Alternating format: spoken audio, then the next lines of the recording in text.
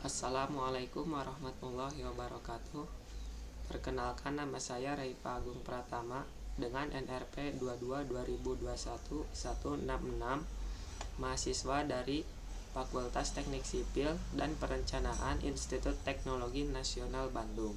Ingin mempresentasikan vlog kami dari kelas E kelompok A di mata kuliah Pengantar Infrastruktur Berkelanjutan yang beranggotakan saya selaku Raifa Agung Pratama, Mailani Jakawardana, Firman Syah Junaidi, Rimko Markonai Baho, dan Taufik Maulana, yaitu tentang ketahanan pangan, bangunan air. Pengertian ketahanan pangan ini tidak lepas dari Undang-Undang Nomor 18 Tahun 2012 tentang pangan. Disebutkan dalam undang-undang tersebut bahwa ketahanan pangan adalah kondisi terpenuhinya pangan bagi negara sampai dengan perseorangan yang tercermin dari tersedianya pangan yang cukup, baik jumlah maupun mutunya, aman, beragam, bergizi, merata, dan terjangkau, serta tidak bertentangan dengan agama, keyakinan, dan budaya masyarakat untuk dapat hidup sehat, aktif, dan produktif secara berkelanjutan. Di Indonesia sendiri, pangan identik dengan beras sebagai kebutuhan pokok paling penting karena merupakan sumber utama pemenuhan gizi yang meliputi kalori, protein, lemak, dan vitamin.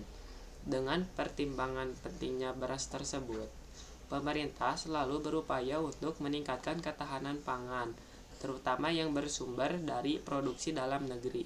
Salah satu caranya adalah dengan memperkuat ketahanan air. Maksud dari ketahanan air ini adalah dengan membangun bangunan air seperti bendungan. Bendungan yang nantinya akan menghasilkan waduk atau tangkapan air bisa difungsikan sebagai tempat wisata, memancing, berperahu, pemasok air perkotaan, dan irigasi. Irigasi didefinisikan sebagai suatu cara pemberian air, baik secara alamiah ataupun buatan, kepada tanah dengan tujuan untuk memberi kelembapan yang berguna bagi pertumbuhan tanaman. Secara alamiah, air disuplai kepada tanaman melalui air hujan. Irigasi ini berfungsi sebagai memasok kebutuhan air pada tanaman yang sudah tadi disebutkan, lalu menjamin ketersediaan air di musim kemarau, dan menurunkan suhu tanah. Perkenalkan, nama saya Rimko Markonai Baho, NRP 22-2021-190. Di sini saya akan menerangkan ketersediaan air yang akan menentukan ketahanan pangan dan energi di masa depan. Menurut data saat ini, potensi air di Indonesia adalah 3,9 triliun meter kubik per tahun. Sedangkan yang bisa dimanfaatkan baru sekitar 691 miliar meter kubik. Dengan rincian 81% digunakan mengairi lahan pertanian dan 19% sisanya digunakan kebutuhan air baku domestik dan industri. Potensi air dalam jumlah banyak tersebut masih menjelmakan bencana banjir dan langsung terbuang percuma ke laut. Sedangkan hutan-hutan semakin rusak sehingga tidak bisa berfungsi dengan baik untuk menyimpan air. Namun saat ini pemerintah mulai bergerak dengan membangun konservasi air besar-besaran dengan membuat waduk kecil dan waduk sedang. Ditargetkan hingga 2019, pemerintah akan membangun 65 bendungan yang terdiri dari 16 bendungan lanjutan, 49 bendungan baru. Selain itu, pemerintah juga sedang memprogramkan pembangunan jaringan irigasi baru seluas 1 juta hektar dan merehabilitasi 3 juta hektar irigasi yang rusak. Bendungan-bendungan ini akan sangat berguna apabila negara kita sering mengalami kekeringan. Kekurangan air pada musim kemarau di beberapa wilayah akan berakibat secara langsung pada kegagalan panen. Terganggunya ketahanan pangan, saat surplus air pun bendungan ini akan berguna untuk menampung agar tidak menjadi masalah berupa banjir ataupun gagal panen. Surplus air ini jika tertampung diharapkan dapat digunakan atau diolah kembali. Assalamualaikum warahmatullahi wabarakatuh. Perkenalkan, nama saya Mailani Jakawardana.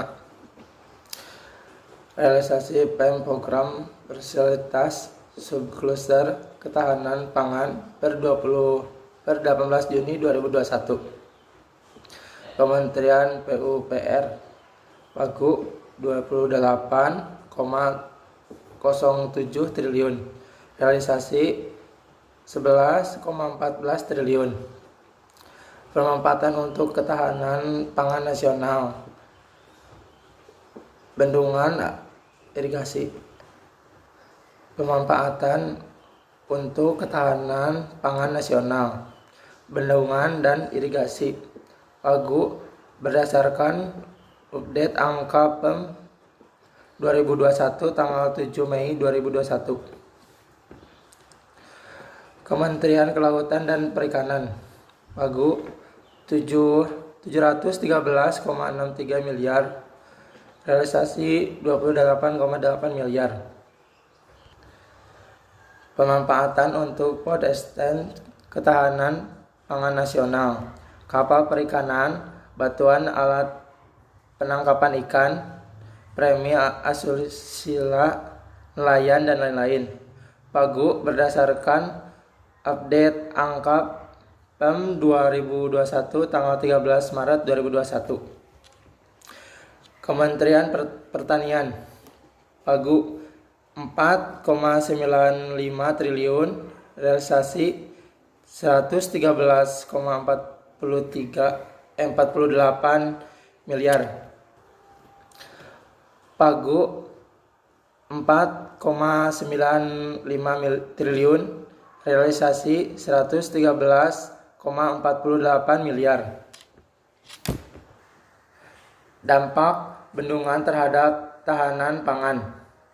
Pembangunan bendungan dapat memperkuat dan meningkatkan ketahanan pangan Indonesia. Selain itu, dengan adanya bendungan, suplai air ke sawah petani akan lebih banyak sehingga dapat meningkatkan frekuensi tanam, meningkatkan produksi lahan dan juga meningkatkan kesejahteraan petani. Pembangunan bendungan juga merupakan bagian proyek strategis nasional PSN, sebagaimana disebutkan dalam Peraturan Presiden Nomor 109 Tahun 2020 tentang percepatan pelaksanaan PSN yang bertujuan untuk meningkatkan volume tampungan air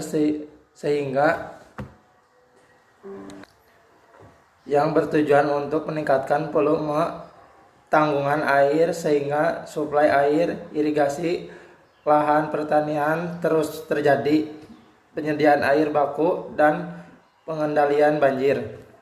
Sekian dari saya. Wassalamualaikum warahmatullahi wabarakatuh. Berdasarkan KBBI, bendungan memiliki arti bangunan penahan atau penimbun air untuk irigasi atau pembangkit listrik. Bendungan merupakan salah satu bangunan infrastruktur bidang sumber daya air yang penting dan memberikan manfaat bagi masyarakat setempat.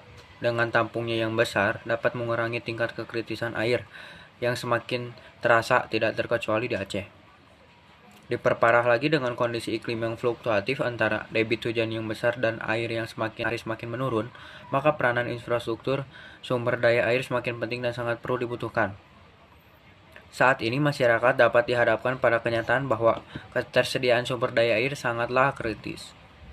Dan salah satu penanganan yang terbaik adalah dengan pendekatan struktural, yaitu bangunan penampung air seperti waduk atau bendungan yang mempunyai berbagai macam manfaat, diantaranya menampung air, irigasi, air baku, tenaga listrik, pengendali banjir, perikanan, pariwisata, dan konservasi.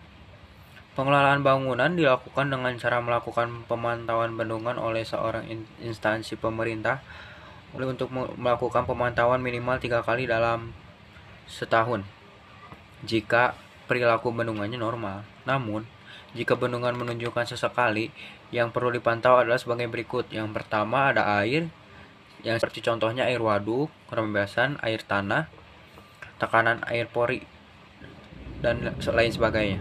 Untuk yang kedua ada gerakan dan penggesekan bendungan. Yang ketiga ada getaran seperti gempa atau gelombang. Yang keempat ada klimatologi seperti kecepatan angin, suhu, luapan, dan hujan. Adapun instrumentasi yang diamati. Adapun berupa instrumentasi yang diamati, vibrating wave speedometer, metode analisis dengan membuat tabel hubungan antara evaluasi muka air dengan tekanan air pori pada titik vibrating wave speedometer. State dive isometer, metode analisis dengan membuat tabel hubungan antara evaluasi muka air waduk dengan tekanan air pori pada titik obstain pipe isometer. Yang ketiga ada inclinometer, metode analisa data inclinometer dilakukan dengan membandingkan data pengamatan sekarang dengan data pengamatan awal dan dilakukan peninjauan terhadap grafik gerakan baik arah horizontal atau ke hilir dan ke hulu bendungan maupun ke arah sejajar bendungan ke kiri dan ke kanan.